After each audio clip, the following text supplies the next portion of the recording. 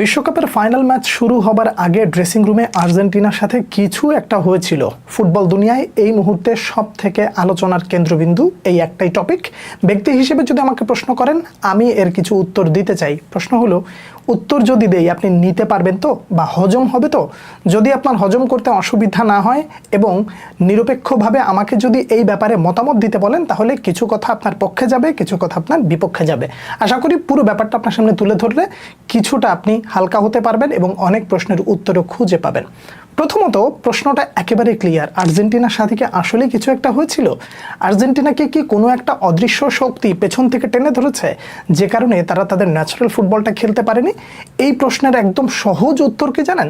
অবশ্যই কিছু একটা হয়েছিল। তার প্রমাণটা একেবারে সহজ, যে টুর্নামেন্টের শুরু থেকে নিয়ে একেবারে সেমিফাইনালের এক পর্যন্ত যেই আর্জেন্টিনাকে গোটা বিশ্ব দেখেছে, ফাইনালে সেই আর্জেন্টিনাকে আমরা কেউ দেখতে পাইনি। এইটা একটা ভ্যালিড কারণ হতে পারে। আরও কিছু কিছু কারণ দেখা যেতে পারে। মাঠে প্লেয়ারদের বডি ল্যাঙ্গুয়েজ, তারপরে মাঠে প্রবেশের আগে প্লেয়ারদের ওই কিছু কনভারসেশন, তাদের মন খারাপের অবস্থা, এরপরে মাঠে তাদের একেবারে যৌক্তিক ডেডিকেশন না পাওয়া, এরকম অনেক কারণ পাওয়া যাবে। এর ভেতর আরও একটা উল্লেখযোগ্য কারণ আমার কাছে যদি আপনি বলেন, তাহলে আমি সেটা বলবো যে খেলাটা যখন শেষ হয়ে যায় তখন কুটিরেমোরেও বিশ্বের এখন এই মুহূর্তে সব থেকে বেশি নির্লজ্জ একটা ইবলিসের ডিম আছে, সেই ডিমের সাথে মানে হ্যান্ডশেকটা না করা, এই ব্যাপারগুলো নিয়ে আপনি যথেষ্ট পরিমাণে ভাবতে পারেন, এবং এইগুলো একটা কারণ অবশ্যই। এবং এটা আমি স্বীকার করছি যে এরকম কিছু একটা হয়েছে বা হতে পারে।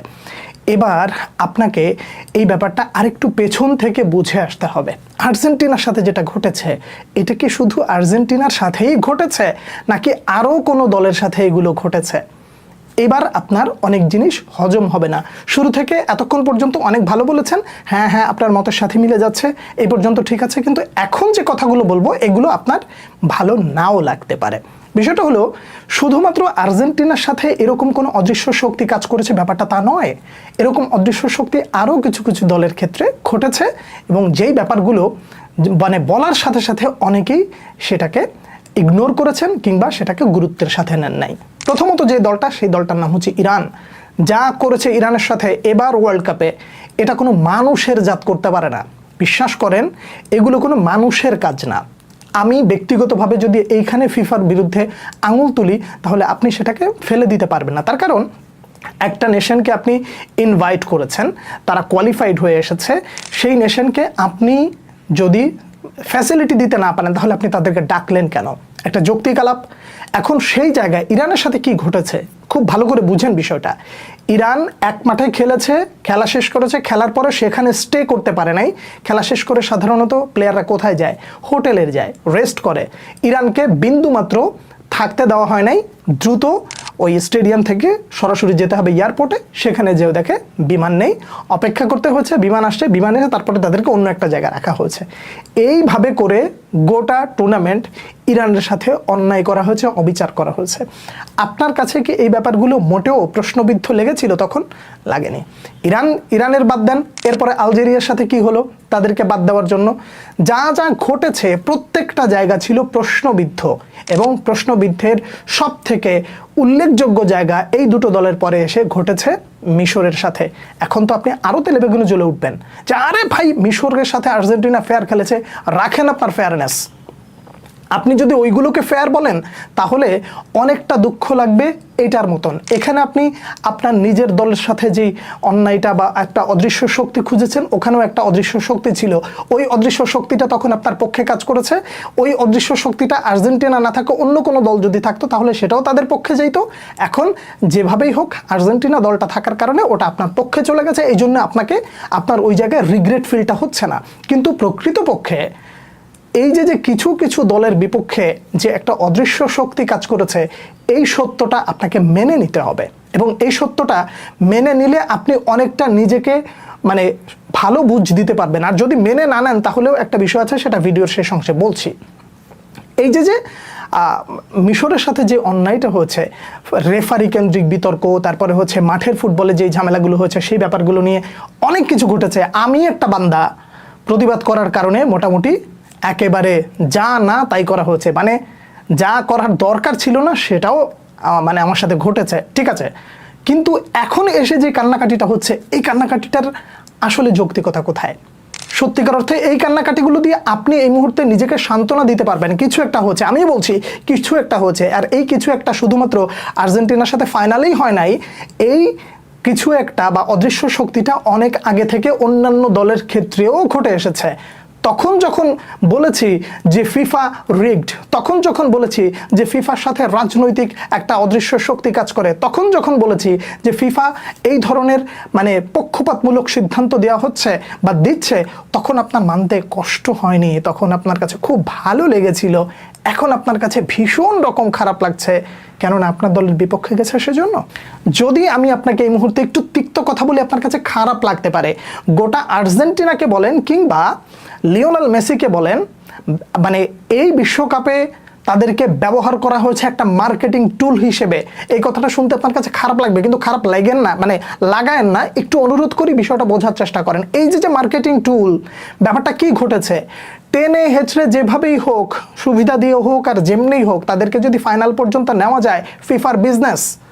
এখন ওই বিজনেসের কথাটা যখন বলি, তখন অনেকেই বলেন আমার টাকা আছে, আমার অমক আছে তমক আছে, আমরা কিনে নিয়েছি, কি করবি কর। তখন তো এই কথাটা খুব জোর গলায় বলেছিলেন, কিন্তু এখন কি খারাপ লাগছে? এখন এই যে মানে একটা মার্কেটিং টুল হিসেবে ব্যবহার করে আপনারও এক ধরনের ক্ষতি হচ্ছে, আর্জেন্টিনা দলেরও এক ধরনের ক্ষতি হচ্ছে। সেই ক্ষতিটা বলছি, একটু ভালো করে বোঝার চেষ্টা করেন। এই যে মার্কেটিং টুল হিসেবে ব্যবহার করে ফাইনাল পর্যন্ত টেনে নিয়ে যাওয়া, এইটা এক ধরনের বিজনেস, এটা আপনি মেনে নেন।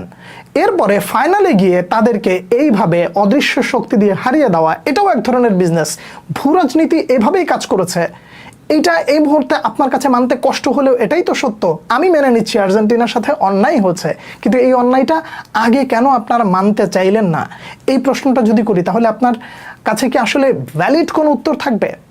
আপনার কাছে ভ্যালিড কোনো উত্তর নাই, আপনি এই মুহূর্তে সান্ত্বনাই খুঁজবেন। কিন্তু দিন শেষে স্পেন যে আসলে একটা দুর্দান্ত ফুটবল খেলা উপহার দিয়েছে, সেটা হয়তো বা আপনার কাছে এই মুহূর্তে কিছুটা মিনিংলেস মনে হইতে পারে, তার কারণ অদৃশ্য শক্তি তো কাজ করেছে।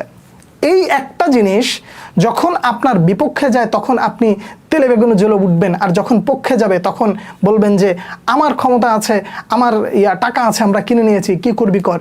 এইটা তো ভাই এক মানুষের একটা মুখের দুই ধরনের চরিত্র হয়ে গেল। এটাকে খুব সুন্দর দেখায়? নিশ্চয়ই সুন্দর দেখায় না। আবারও বলছি, আর্জেন্টিনার সাথে একটা অদৃশ্য শক্তি কাজ করেছে, বা তাদেরকে এই অদৃশ্য শক্তি দিয়ে মোটামুটি পিছন থেকে টেনে ধরা হয়েছে, এটা অস্বীকার আমি করছি না, তা আপনাকেও মেনে নিতে হবে। এবার আসেন, মার্কেটিং টুল হিসেবে ব্যবহার করার কারণে অ্যাবসলিউটলি যেটা ঘটেছে এবং অদূর ভবিষ্যতে যেটা হইতে পারে, সেই ব্যাপারে একটা ছোট্ট ব্রিফ দেই আপনাকে। মানতে কষ্ট হইলেও ব্যাপারটা মাথায় রেখেন, এখন না মানলেও পরবর্তী সময় মেনে নিয়েন বা মিলিয়ে নিয়েন। আর্জেন্টিনা এবং লিওনেল মেসিকে মার্কেটিং টুল হিসেবে ব্যবহার করার লাভ কার? ফিফার। বিশ্ব রাজনীতিতে তারা যেভাবে যে ব্র্যান্ড অ্যাম্বাসেডরকে যেভাবে ব্যবহার করতে চেয়েছে, তারা সেটা সেভাবেই করবে। কিন্তু ঘটনাটা কি দাঁড়াবে জানেন? আমি আপনি তো ভাই সাধারণ দর্শক, আমার আপনার কাছে একটা ব্যাপার কি দাঁড়াবে জানেন? লিওনেল মেসি, একদম ক্লিয়ার স্টেটমেন্টটা মনে রাখেন, লিওনেল মেসি যদি 2022 বিশ্বকাপটা না জিততেন, তাহলে আপনি কটু কথা শুনতেন কতটুকু, যে লিওনেল মেসি ফ্লপ জাতীয় দলের জন্য। কিন্তু লিওনেল মেসিকে যত দুনিয়ার যে যাই বলুক না কেন, তার গ্রেটনেস নিয়ে প্রশ্ন করার সুযোগ আছে আমার কাছে ব্যক্তিগতভাবে নাই। সোজাভাবে শোনেন, লিওনেল মেসিকে বিশ্বকাপ দিয়ে জাজ করার কোনো যৌক্তিকতা আমার কাছে ব্যক্তিগতভাবে নাই। তার কারণ সে যে লেভেলের খেলোয়াড়, তার যেই গ্রেটনেস, সেটা নিয়ে আপনি আমাকে যত প্রশ্ন করেন, আমি এক কথা বলবো, গ্রেট প্লেয়ার, শেষ।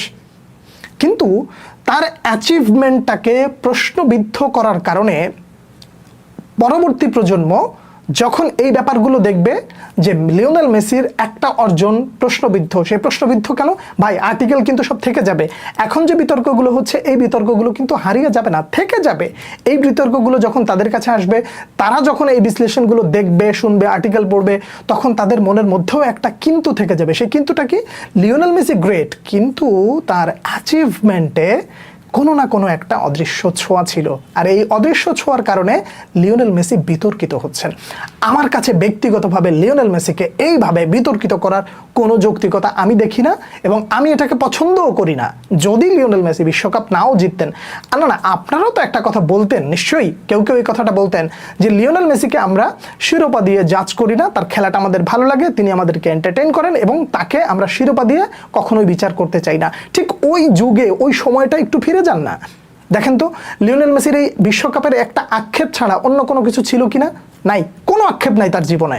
যখন জিতে গেলেন তারপরে তাকে নিয়ে একটা অদৃশ্য শক্তি যেভাবে কাজ করা শুরু করলো সেটা আপনাদের একটা সময় মেনে নিতে কষ্ট হয়েছে, কিন্তু স্পেনের বিপক্ষে যখন আসলো তখন আপনারা মেনে নিচ্ছেন, নিজেকে সান্ত্বনা দিচ্ছেন এবং বলছেন কি কিছু একটা হয়েছিল। ভাই এই কিছু একটা তো আরও অনেক আগের থেকে হয়, তখন কি আপনারা এই ব্যাপারটা নিয়ে চিন্তা করেছিলেন? নিশ্চয়ই করেননি, এখন করছেন। এই যে কিছু একটা হওয়া, এটা ফুটবলের সংস্কৃতি না, এটা ফুটবলের ভাষা না। এখন ফুটবলটা এভাবেই কমার্শিয়ালি কনভার্ট হয়ে যাচ্ছে, যেখানে আগে আমরা বলতাম football is all about emotion, এখন হয়ে গেছে football is all about business. পক্ষে গেলে জোর গলায় বলবেন আমার টাকা আছে আমি কিনে নেই, বিপক্ষে গেলে বলবেন যে আমাদের সাথে কিছু একটা হলো। এটা সব পক্ষের জন্য। যদি কালে ভদ্রে কোনো দিন এই সেম স্ট্র্যাটেজি ব্রাজিলের ক্ষেত্রেও হয়, তখনও দেখবেন কেউ কেউ এভাবেই বলবে এখন তো এগুলো চোখে পড়ে না, কেননা তাদের পক্ষে গেছে। যে এই জন্যই বলি যে যখন পক্ষে যায় তখন বাহবা না দিয়ে পুরো বিষয়টা যদি একটু অবজারভেশন করা হয় তাহলে বোধহয় অনেকটাই সহজ, বা যে কোনো জিনিস একটা সুস্থ সমাধান আপনিও খুঁজে পেতে পারেন। আমার কাছে এই ব্যাপারটা যা মনে হয়েছে, যেমন মনে হয়েছে, আমি আপনার সামনে ক্লিয়ার কাট একেবারে ফিল্টার ছাড়া তুলে ধরার চেষ্টা করেছি। আপনারা কে কি মনে করছেন জানাবেন। পরবর্তী ভিডিওতে দেখা হচ্ছে আবারও। সে পর্যন্ত অনেক অনেক ভালো থাকবেন। আল্লাহ হাফেজ।